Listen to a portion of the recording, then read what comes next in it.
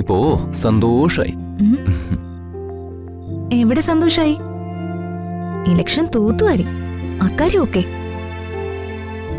പക്ഷെ നമ്മുടെ ഭാരങ്ങളൊന്നും കഴിഞ്ഞിട്ടില്ല. അതിങ്ങനെ തലയിലിരിക്കല്ലേ. കുരുക്കള് പലതും ഇങ്ങനെ മുറുകിക്കിടക്കുക.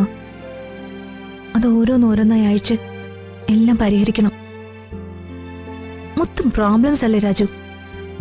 എന്ത് പ്രോബ്ലംസ്? എന്ത് പ്രോബ്ലംസ് എന്നോ? രാജുനെല്ലാം നിസ്സാര. രാജു, ഏറ്റവും പ്രധാനപ്പെട്ട കാര്യമാണ് ജഗന്നാഥൻ അങ്കിൾ എവിടെയാണെന്ന് കണ്ടുപിടിക്കാന്നുള്ളത്. അത് ശരിയാ. പക്ഷേ അതാ അനന്തം പിള്ളയ്ക്കല്ലേ അറിയൂ. അതെ, അത് അയാളെ കൊണ്ട് പറയിപ്പിക്കണം. റിസ്ക് ആണ് ഋതു, അയാള് പറയൂ. എന്ത് റിസ്ക് ആണെങ്കിലും നമ്മളത് ഏറ്റെടുത്തേ പറ്റൂ. അയാളെ കൊണ്ട് എങ്ങനെ നമുക്കത് പറയിപ്പിക്കണം? എന്റെ രാജുവിന്റെ ജീവിതത്തിലെ പ്രധാനപ്പെട്ട ലക്ഷ്യം അതാ. തെറ്റിദ്ധാരണകൾ മാറി അച്ഛനും അമ്മയും ഒരുമിച്ച് ജീവിക്കണം. ഋതു ധൈര്യമായിട്ടിരിക്കെ. ഒരു സീറ്റ് പോലും കിട്ടില്ല എന്ന് പറഞ്ഞ് ഭയന്ന് നിന്ന ഒരു മുന്നണിയെയാണ് ദേ ഈ ഋതുവിന്റെ ഗീതോപദേശത്താല് 138 സീറ്റ് നേടിക്കൊടുത്ത് അധികാരത്തിലേക്ക് കൊണ്ടുവന്നില്ലേ? അതിലും വലിയ റിസ്ക് ഉണ്ടോ ഇതിനകത്ത്? നമ്മൾ നമ്മുടെ ലക്ഷ്യത്തില് വളരെ വിജയകരമായി എത്തിച്ചേരും. രാജു, ഇതൊക്കെ കൂടാതെ മറ്റൊരു പ്രശ്നം കൂടിയുണ്ട് നമ്മുടെ ജീവിതത്തില്.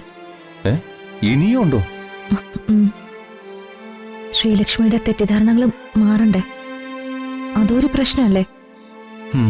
എന്റെ അമ്മോ, എല്ലാവരുടെയും പ്രശ്നങ്ങളും സോൾവ് ചെയ്ത ശേഷം നമുക്കെപ്പോഴറിതു ഒന്ന് സ്വസ്ഥമായിട്ടിരിക്കാൻ കഴിയുന്ന? രാജു, നമ്മുടെ ലൈഫ് ഇങ്ങനെ ഒരുപാട് പ്രശ്നങ്ങൾക്കിടയിൽ ആയിപ്പോയല്ലേ? സോറി രാജു, ഞാനിങ്ങനെ ആയിപ്പോയി. ഈ പ്രോബ്ലംസ് വരുമ്പോ എനിക്ക് രാജുവിന്റെ അടുത്ത് ഇരിക്കാനോ മനസ്സ് തുറന്ന് സംസാരിക്കാനോ ഇപ്പൊ പറ്റുന്നില്ല.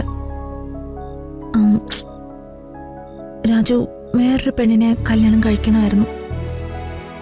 എങ്കിൽ സ്വസ്ഥതയോടെയും സമാധാനത്തോടെയും രാജുവിന് ജീവിക്കായിരുന്നു. ഈ കാര്യം ഞാനും പലവട്ടം ആലോചിച്ചിട്ടുണ്ട്. മറ്റൊരു പെണ്ണിനെയാണ് ഞാൻ താലി കെട്ടിയിരുന്നതെങ്കിൽ എന്റെ ലൈഫ് എത്ര റൊമാൻറ്റിക് ആവുമായിരുന്നു. രാജു എന്താ പറഞ്ഞേ? അല്ല, മറ്റൊരു പെണ്ണിനെ കെട്ടാനുള്ള പോസിറ്റീവായിട്ടുള്ള ഡയലോഗാ ഞാൻ അടിച്ചത്. എന്നുവെച്ചാ ഞാനേ വേറൊരു പെണ്ണിനെ കെട്ടിക്കോട്ടെ. കൊല്ലും ഞാൻ നിന്നെ. നിന്നെ കൊല്ലും ഞാനും ചാവും. വെറുതെ വേണം.